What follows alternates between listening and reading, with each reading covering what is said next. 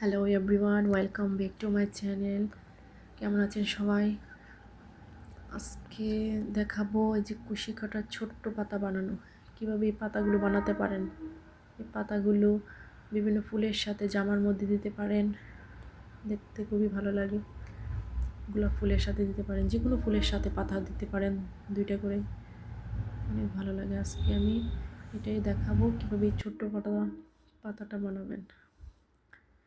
তো এর জন্য আমি একটা স্লিপ নট দিয়ে নিব। দেখতে পাচ্ছেন আমি একটা স্লিপ নট দিয়ে নিচ্ছি। স্লিপ নট দিয়ে এখানে আমি 7টা চেইন করব। এটা টাইট করে নিয়েছি, এখন আমি 7টা চেইন করব। 1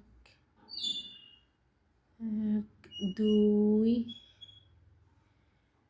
3 4 5 6 7, এই যে 7টা চেইন করে নিলাম। এখন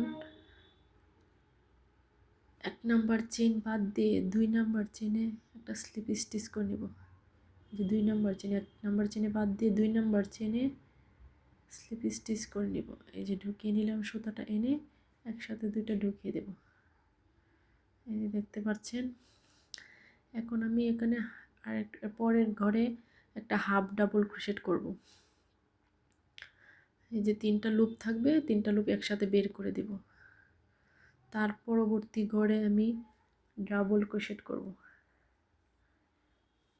দেখতে পাচ্ছেন আমি ডাবল ক্রোশেট করে নিচ্ছি। যে ডাবল ক্রোশেট করে নিলাম, এর পরবর্তী ঘরেও একটা ডাবল ক্রোশেট করব। এই যে একটা ডাবল ক্রোশেট করে নিলাম। এখন তার পরের ঘরে একটা হাফ ডাবল ক্রোশেট করব। আমি হাফ ডাবল ক্রোশেট করে নিলাম, একসাথে 3টা ঢুকিয়ে দেব। তার পরবর্তীতে স্লিপ স্টিচ দিয়ে জয়েন করে দেব। এই যে দেখতে পাচ্ছেন, হুকটাকে ঢুকিয়ে সুতা এনে ওই ঘরে ঢুকিয়ে দেব। একটা চেইন করে সুতাটা কেটে দিব। তো হয়ে গেল আমার ছোট্ট একটি পাতা বানানো। এরকম করে আপনারা চেইন বাড়িয়ে পাতা বড়ও করে নিতে পারবেন, সমস্যা নেই। এখন একটাতে চেইন করে সুতাটা কেটে এই জায়গাটা গিট দিয়ে নিব। দেখতে পাচ্ছেন কত ছোট্ট একটি পাতা হয়ে গেছে। এগুলা ফুলের সাথে জামার সাথে দিলে অনেক সুন্দর লাগে। তারপর 2টা গিট দিয়ে দিলে হয়ে যাবে, এটা লক হয়ে যাবে আর খুলবে না। একটু টেনে টেনে দিবেন, তাহলে এটা শেপটা সুন্দর আসবে।